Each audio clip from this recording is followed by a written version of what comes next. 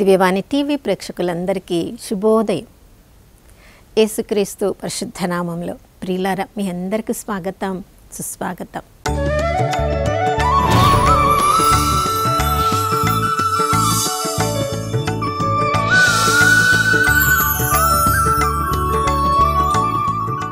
గడిచిన కాలమంతా కంటికి రెప్పలా కాచుకున్న ఆ దేవాది దేవునికి పూర్ణ మనసుతో, పూర్ణ హృదయంతో, పూర్ణ ఆత్మతో వందనాలు తెలియచేద్దాం. ఈ నూతన ఉదయంలో కూడా దేవుని ప్రేమ, దేవుని కరుణ, దేవుని కటాక్షము తరిగిపోలేదు ప్రియులారా. నూతనంగా మనందరిపై కుమ్మరించారు. ఎందుకంటే ఆ దేవుడు నమ్మదగినవాడు, విశ్వసనీయుడు.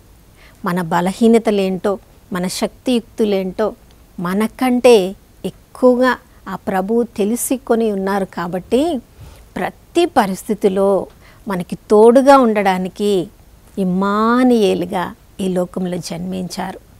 నీవు నన్ను పిలుతువేని నేను నీకు జవాబిస్తానని ఎప్పుడు కూడా ఆత్మరూపంలో పరిశుద్ధాత్మ దేవుడు మనకు అందుబాటులో ఉన్నారు.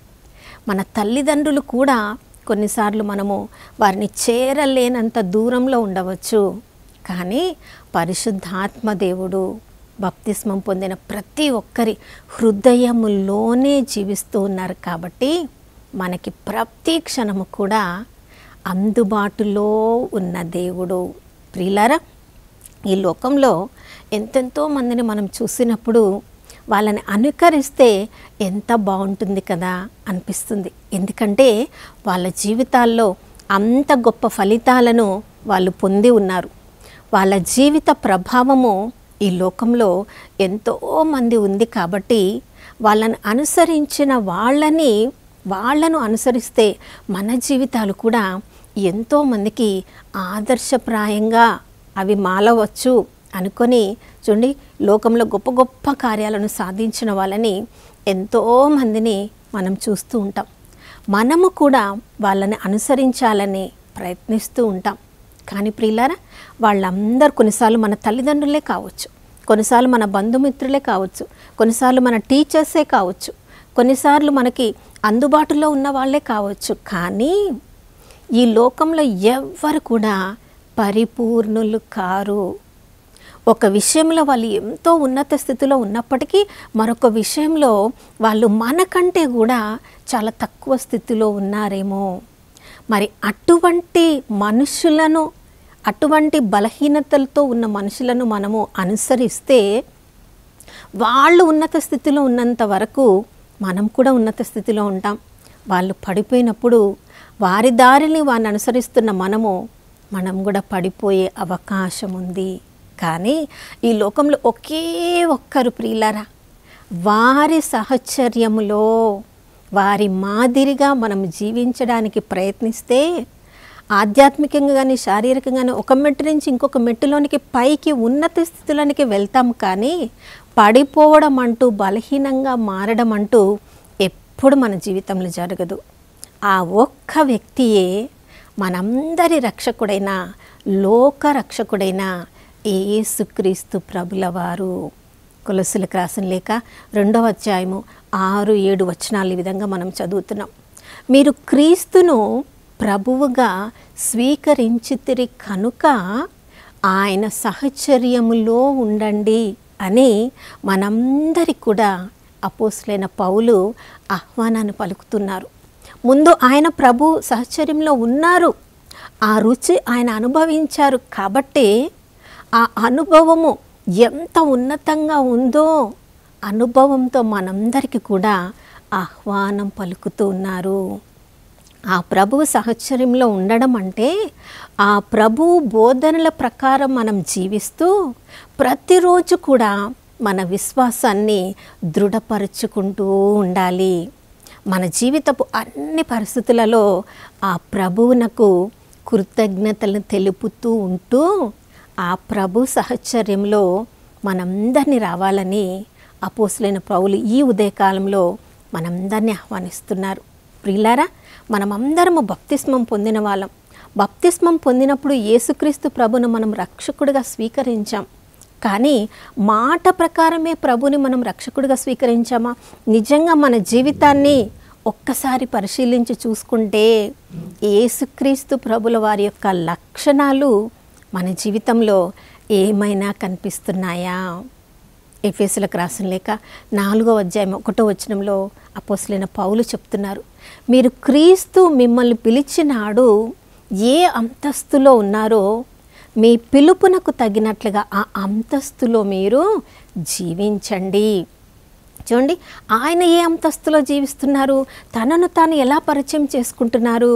ఆ ప్రభువునకు నేను సేవకుడనై ఉన్నాను, ఆ ప్రభువునకు నేను బందీనై ఉన్నాను. చూడండి, సేవకుడు అంటే కుమారునితో సమానుడు కాదు. సేవకుడి కన్నా కొంచెము ఎక్కడైనా తనకి ఫ్రీడమ్ ఉంటుందేమో, స్వేచ్ఛ ఉంటుందేమో. ఇక బందీగా ఉన్న వాళ్ళకి ఎక్కడైనా తమ సొంత స్వతంత్రత ఉంటుందా ప్రియులారా? అంతగా తను తాను ఆ ప్రభువునకు సమర్పించుకొని మనందరినీ అర్థిస్తున్నాడు.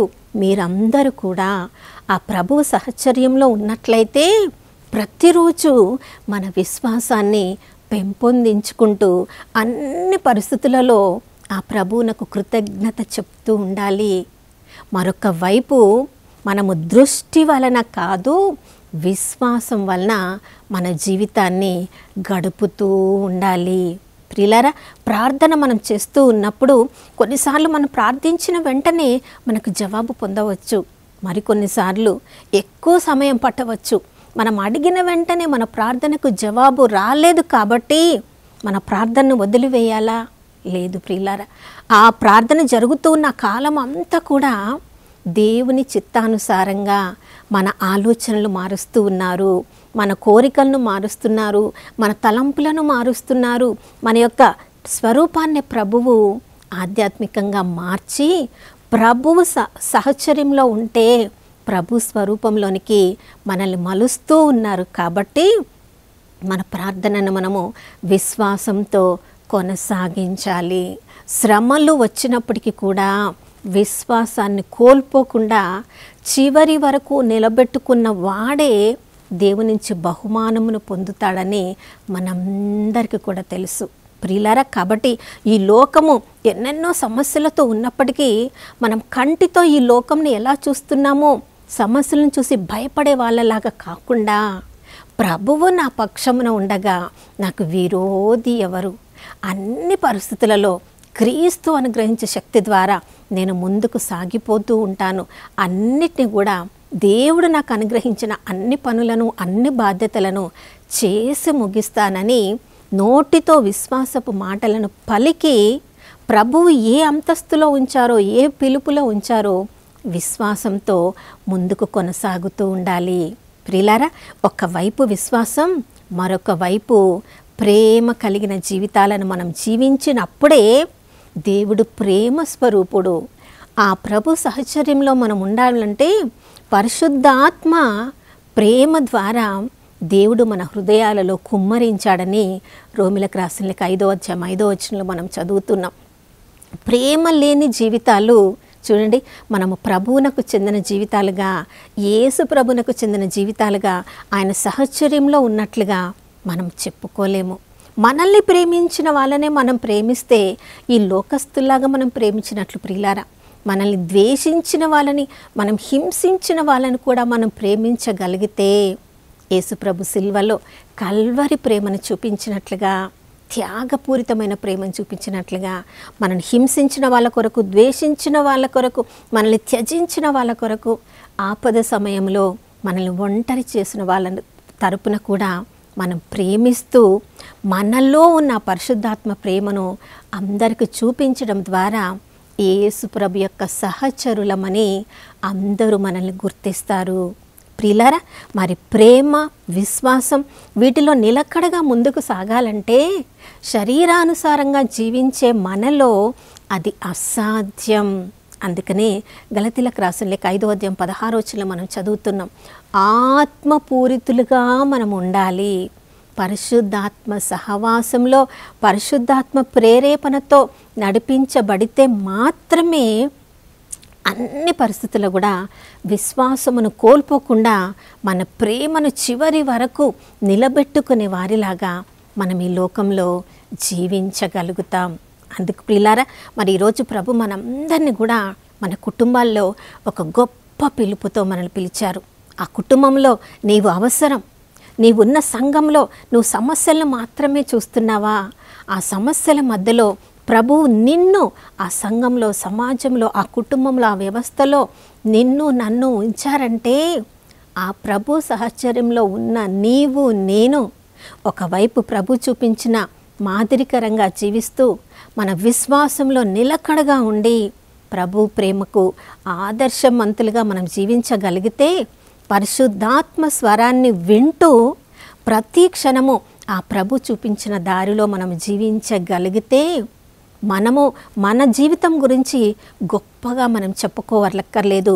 మనం క్రీస్తు సహచరులమని మన జీవితాన్ని చూసిన వాళ్ళు ఎంతోమంది, మన వల్ల ఆశీర్వాదం పొందిన వాళ్ళు మన జీవితాన్ని బట్టి దేవునికి వందనాలు చెప్పి, ప్రభా మమ్మల్ని కూడా వారిలాగా నీ సహచరులుగా మార్చండి ప్రభా అని అంత గొప్ప ఉన్నత స్థితిలోనికి మనల్ని లేపబడినట్లుగా అంత గొప్ప ఆశీర్వాదం మనందరికీ అనుగ్రహించమని ప్రార్థించుకుందాం. నాతో కలిసి ప్రార్థించండి. పరిశుద్ధమైన దేవానికి స్తోత్రములు తండ్రి.